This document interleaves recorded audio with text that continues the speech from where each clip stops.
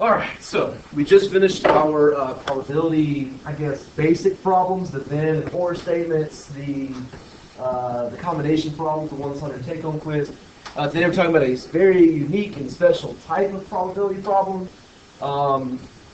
Dude, they ask on the released exam questions that I get from the exam. There's like 3 or 4 of these on there out of like the 30 of them. I don't know why, but they love to test this type of question a lot. So I'm going to talk about the keywords that you're going to run into that identifies that this is this type of problem you're supposed to do. We'll be all set. It's all done in the calculator. Everything's good. All right. It's called a binomial distribution. Bi meaning 2 because we're going to have 2 outcomes, success or failure. All right. In order for something to be a binomial distribution, we've got 4 conditions that need to be met. Okay. I use the acronym BINS to help me remember it. Okay. B, binomial. All right. Basically, that there are 2 outcomes for each observation, either a success or a failure. Okay. The first example that we're looking at is somebody having kids, so either a boy or a girl. All right. The second part is that the observations that we're looking at are all independent of each other. Okay. So one outcome does not affect the other. You know what it means to be independent. That we have a fixed number of outcomes, so a number n of observations. So we're looking at a specific amount of time something's being done. Flipping a coin, rolling a die, having kids. All right, and then finally, S is that the probability for all of our outcomes is the same for each observation. So if those 4 criteria are met, then we can solve this the same way every time. Okay? So BINS, remember that. All right, let's think about this example. I'm going to show you how to do it by hand, show you what the calculator is doing for us, and then we'll just do it all in the calculator. Okay? It says consider a couple who has 3 kids. All right, and we're going to let X be the number of girls. X is always going to represent the number of successes. Okay. So first, start off. P is going to be the probability of success. In this case, the problem that we're asking is the probability of being a girl, and that's our success. And we're just going to assume that it's 0.5. Okay. In the real world, it might not be that way, but it's a 50% chance of being a girl. Okay. Now, the possible values for X, the possible number of successes I could have, are 0, 1, 2, or 3. I can have 0 girls, 1 girl, 2 girls, or 3 girls. Okay. Now, the first question I ask, is this a binomial distribution? All right, so ask yourself the BINS. BINS. Okay. Is it binomial? Are there 2 outcomes? Yes, either a boy or a girl. All right, are those outcomes independent of each other? Does me, not me specifically, but does somebody having a boy affect the outcome or the gender of the next baby? No, it does not. So each of it is independent of the other. Are there n amount of outcomes? Yeah, I'm having 3 kids here. So yes, there are a fixed number of outcomes. And then S, is it the same probability per outcome? Do you have the same probability each time? Yes. Yes, absolutely. So yes, this is a binomial distribution. Okay, so this is the kind of problem you're going to see next, and we're going to do it by hand first. It says, what is the probability that the couple will have only 1 girl? Okay? Well, we'll figure it. In order to know that, we got to list all of our possible outcomes first, and then we'll find the probability. Okay? It says, let's use a diagram to first figure this out. And this is what our calculator is doing for us. So we're having 3 kids, right? All right. If my first kid's either going to be a boy or a girl, right? I'm going to use a tree diagram to help me with this. If I'm space when I don't do it. Probably not space enough that much. Boy or girl. Wow. Okay, we're not getting into politics right now or whatever politically correct. For the sake of this problem, we'll assume that there's boys and girls. Okay. Anyway, if you have a boy the first time, the next time you're either going to have a boy or a girl, right? Same thing here. If you have a girl, it's either going to be a boy or a girl. Ideally, initially, you have a boy or a girl.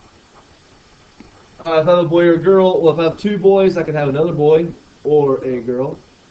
I could have a girl or a boy again. So you got to see what I'm doing here. I'm just doing a dang gum, and I didn't space it good enough. What, Grant? God, how many times am I going to do that? Logan, what do you got? You don't have anything anymore? I'm sorry. Matt, shut up. Okay. Just kidding, Jay. One girl.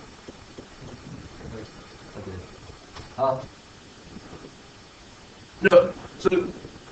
So in order to do this, you got to figure out all the possible outcomes, and this is all the different ways that we could have 3 kids, right? I could have boy, boy, boy. I could have boy, girl, boy, or whatever. These are all the outcomes. Now, because all of the probabilities of success are the same, they're the same probability. Each of these occur. They're all alike. They're all the same amount of chance of each one occurring. Okay, now we got to look at all these outcomes and determine which ones would just have exactly one girl. So let me list them all out and make them look clear. That's a boy, boy, boy. There's 8 of them. Boy, boy, girl.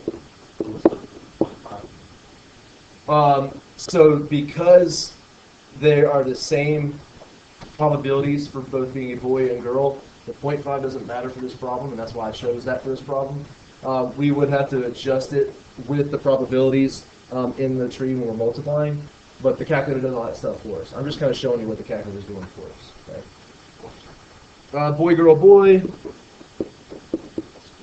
Boy, girl. Let's see. Boy, girl, girl. Girl, boy, boy.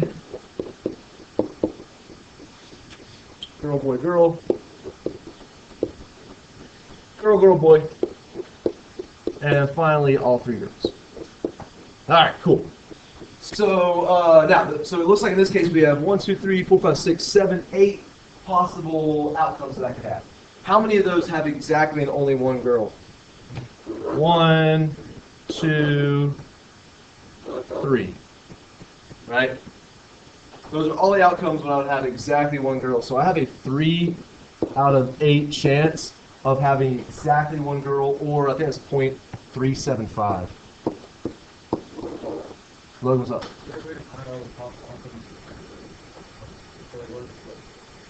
Oh, if it...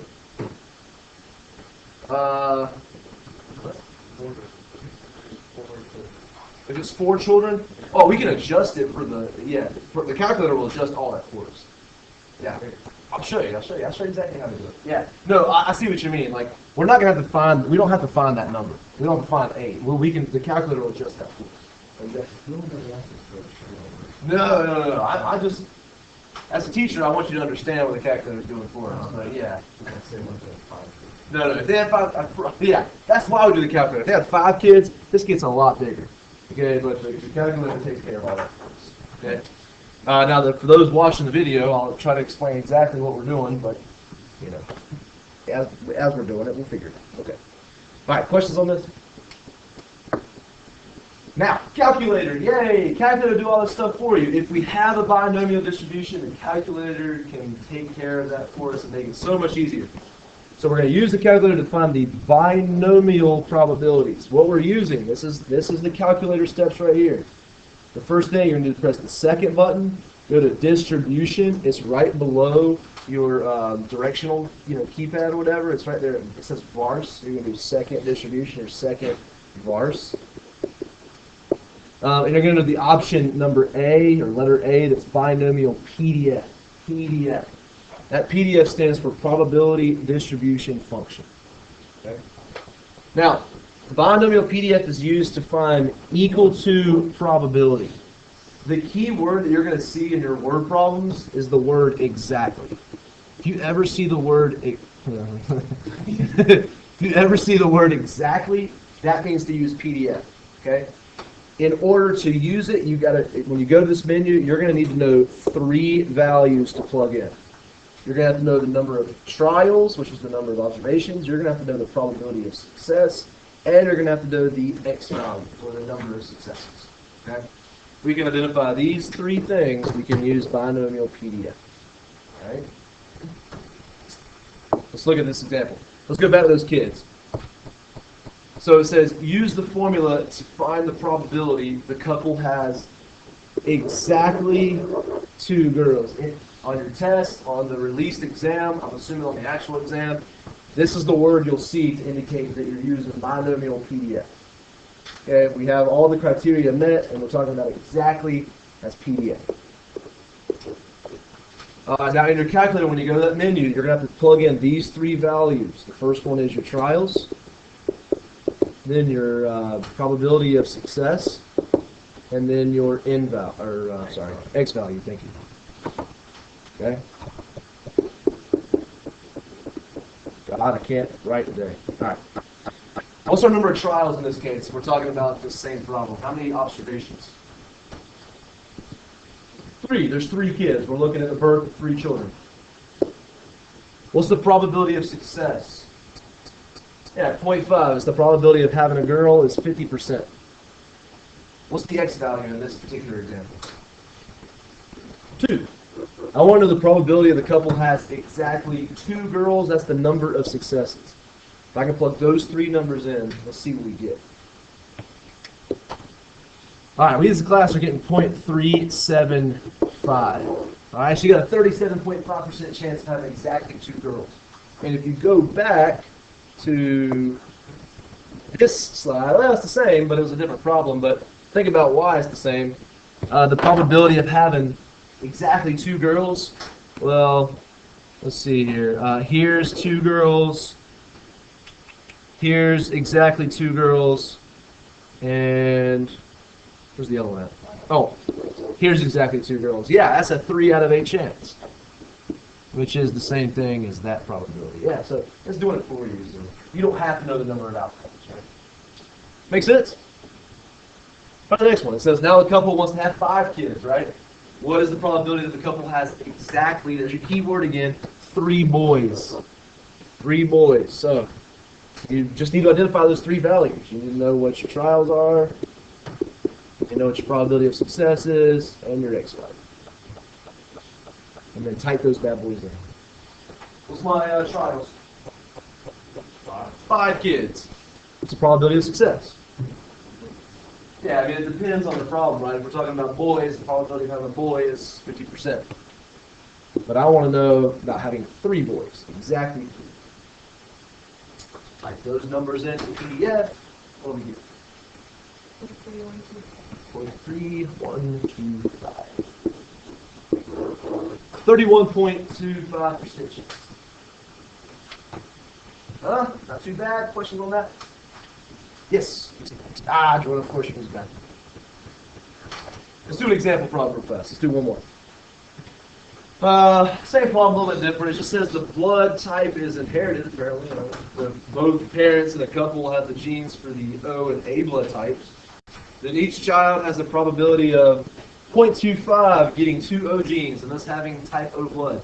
That's just a fancy way of saying the probability of success, 0.25. Right? You have a 25% chance of having O blood. All right, the number of O blood types among this couple's 5 children is it a binomial distribution? So is it binomial? I mean, it's still the same number of outcomes. O type or A type, so that's 2 successes, or success and failure. You have them independent of each other. They're in the number of observations because there's 5 kids, and they're all the same. Yeah, it's 5. It'll always be 5. Okay. Now, what are the amount of trials and the probability of success? So it's asking you for this, and it's asking you for your probability of success. 2 of the 3 numbers you need to type into the calculator.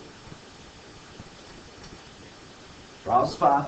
Okay, we're still looking at 5 kids, 5 observations. What's the probability of success? 0.25 because we're looking at O blood. And we're going to have one more number to plug in. It says find the probability that exactly 3 of the 5 kids have blood type O. So X equals 3. So you're typing in 5.25 and 3 into the calculator. Let's see what we get. 0.088? I like it.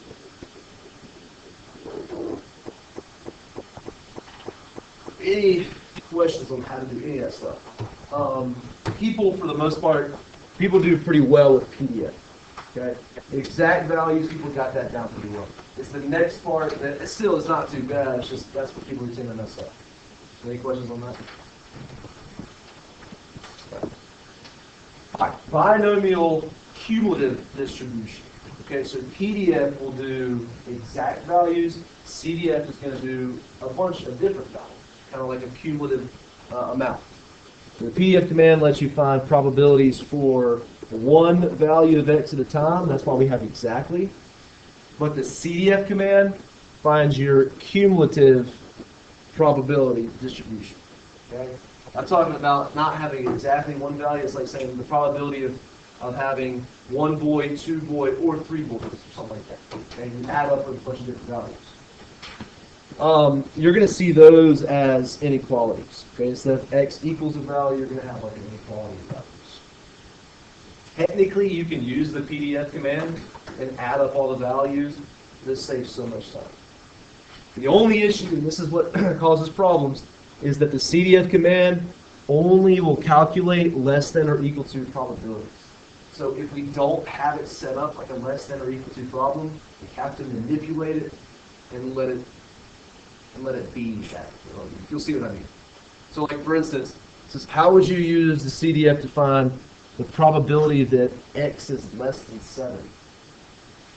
Okay, if I say less than 7 and my calculator only recognizes less than or equal to, what's this the same thing as? If x can't be a decimal, you can't have like half of a kid, so like x will always be a whole number. So what is that the same thing as? Perfect. Absolutely. Those two are the same. All right, because less than or equal to and less than 7, I mean, it's just one less. It's the same exact thing. Most people are all right with this one. It's this next one that really kind of screws people up. Okay? All right. The probability that x is greater than or equal to 4. Calculator doesn't like that. It needs to have something where you have x is less than or equal to something. All right, we have to be a little bit smarter than this. If we're doing greater than, basically what we're going to have to do is 100% subtract off some probability to be left with our answer, if that makes sense. It's always going to work this way. I'll explain why in a second, but if you can't understand why, just remember it's always, if it's set up where it's greater than or equal to go to here, you just do 1 minus the probability x is less than or equal to 3. So it's always going to be 1 minus and then 1 minus here. 1 minus and 1 less here. That's how it's always set up. The reason is, like, let me try to draw this out a little bit for you. Like, if I'm saying x is greater than or equal to 4, let's say my number of trials is 8. So it could be like 0, 1, 2, 3, 4, 5, 6, 7, 8. Okay? And I want to know the probability of it being greater than or equal to 4. So like this probability here. Well, our calculator will only do things to the left. It will only do less than or equal to. Okay, so what I'm saying to do is to do x is less than or equal to 3, which is all of these values, and do 100% minus that probability. If I do 100% minus that probability, what am I left with? My answer, the probability that x is greater than or equal to 4. That's kind of what we're doing. And if that didn't make sense, just remember it's just going to be 1 minus and then 1 less than. Okay. On that. Let's try an example. It'll make sense when we do an example. All right. Kareem, she makes 75% of her free throws over the course of the season. She's pretty good, 3 for 4. In a key game, she shoots 12 free throws and makes 7 of them. Is it unusual for her to shoot this poorly? Is that unusual? I mean, she's making 7 out of 12 of her free throws. It's pretty unusual. What's 7 divided by 12? Like 0.5 something? 0.58? Something like that. Gives me 0.58. 0.58? Yeah, 0.5833, whatever. So, like, she has a 58, that's a 58% chance. No, that's bad, right? She should be making more than that if she's shooting 75%. Well, let's show that in these next couple of problems. All right, let's think about this. It says, what is the probability she makes no more than 7 free throws? Well, that's your key word there. So with our PDF, it's exactly. But if you ever see anything that resembles an inequality, no more than, at least, greater than, those are your keywords to let you know you're doing PDF. It's going to be the same steps as before, but you're just going to have to write the inequality first, okay? If I say no more than 7, what does that inequality look like? X is what? Good. If I'm doing no more than 7, I'm not doing 8, I'm not doing 9, I'm doing 7 or less. Less than or equal to 7. And that's good, because my calculator likes that symbol there, okay? So that means that the X value I'm plugging in is just 7, okay? So now we're going to go to our CDF option, which is just one below PDF, so it's going to be option B. And if you notice, the menu is going to look very similar. It's just your CDF menu. So you're going to type in trials, you're going to type in your probability of success, and your X value. It's just the X value always has to be the number after the less than or equal to 7. What's the number of trials here? 12. What's the probability of success? Yeah, 0.75. And then what's my X value? 7, right? All right, so my calculator typing those 3 numbers into the CDF command. So as a class, we're getting 0.1576. So 15% chance that she's making no more than 7. See, it's kind of low, right? That makes sense because she's making so many of the throws. But how I can get that using PDF is I would do the PDF of 0 plus the PDF of 1, 2, 3, 4, 5, 6, 7. Add those all up, and that's the probability you get. I don't want to do that. CDF will do it for us. Okay. All right, questions on that one? All right, let's try the next one. What is the okay. What is the probability that Kareem makes at least 8 of the 12 free throws? At least. So let's start off with our inequality. What does it mean to say at least? X is greater than or equal to 8. At the very least, she's doing 8. So it's going to be 8, 9, 10, 11, or 12. Okay? My calculator does not like this symbol. I know, stupid calculator. Yes. So it's going to be 1 minus. To switch around, you got to do 1 minus. And then you're going to do the probability that X is less than or equal to, and then 1 minus this number here, 7. So how we would do that in our calculator, we would first type 1 minus, and then you do the binomial, right? Yeah, you got to do 1 minus. You got to do the binomial CDF, right? CDF of my trials, of my probability of success, and my X value. Okay. My trials was still 12. My probability that I would plug in is the number after the less than or equal to something, so after the 7. And then the X, well, after, yeah, 7. And then the X value was what? 8? No. Wait. Yeah. Oh my God, Forbes, you're an idiot. Thank you. I put it in the wrong spot. Now everybody watching the video is going to be confused. The probability of success is still 0.75, and the X value is now 7. Sorry. That goes there. Okay, G. Hey, does this right here look familiar? Didn't we just find that in the last problem? Well, we are. I just want you to see what we're doing. So you can do that in the calculator, but if you notice this right here, we just found in the last problem. So we're going to do 1 minus 0.157 something. 76. What'd you get?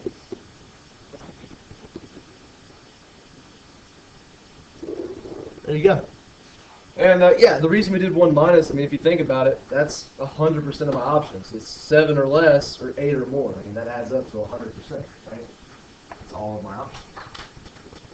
Not bad, huh? All right. Questions on that? All right, I got 3 more. So they're either PDF or CDF. I want you to go through. I want you to identify if it's PDF or CDF, and then we'll just solve it. Okay. So look at the keywords. Look at your keywords. And think about whether it's PDF or CDF and try to solve. First one, PDF or CDF? Good. PDF because exactly. What's my number of tries? 5. We got a die. It's tossed 5 times. What's my probability of success? What's the probability of rolling a 4? 1/6. Yeah. If I'm asking for the probability of success, it's the probability of doing one of those things like once, right? If I'm doing 1, 4, 1/6. How many times do I want to get a 4? 2. So 5, 1/6, and 2. Into PDF, what do we get?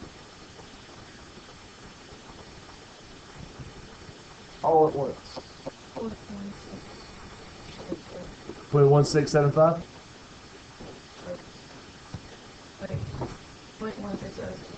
Oh, okay, I got you. 0.1607. Cool. Sure, I'm good with that. 60% chance. All right, the next one is a PDF or CDF? CDF, okay, because we're saying or fewer. So the first thing you need to do is write the inequality. What is the inequality for 45 or fewer? Less than or equal to 45, right? Or fewer. Yeah, now that symbol right there, that's the symbol that our calculator likes. So that means we're going to plug that 45 in for x, okay? What's my number of tries? 100. We're flipping a coin 100 times. What's the probability of success? We're talking about heads here. 0.5, 1/2, right? So plugging all those into CDF, PDF, what do we get? Let's say I think it's kind of low, like 0.1 something. 0.184. Yeah, I mean it should be closer to like a majority of your probability is going to be between like 45 and 55. Is what you'd expect. So that's why, yes, it's pretty low. And then lastly, it says the probability that a student is accepted to a prestigious college is 30%, 0.3. If 5 students from the same school apply, what is the probability that at least 3 are accepted? So that makes that CDF, right? What's the inequality for at least 3? Yeah, greater than or equal to 3. We don't like that. Greater than or equal to 3 is not good, because our calculator won't accept that. So remember, with greater than, we change that to 1 minus the probability that x is less than or equal to 2. Okay, it's always 1 less. Yeah, so you're going to do 1 minus whatever all this stuff is. What's our trials? 5. What's our probability of success? 0.3. And what's our x value plug in? 2. So we do 1 minus that CDF. 0.163. Beautiful. And that is binomial PDF to CDF, and that is under 30 minutes. Performance is good. It says 28:20, so we're good. No, well, I did pause, but they don't know that. Smelly. You're right. Maybe I should stop. Stop.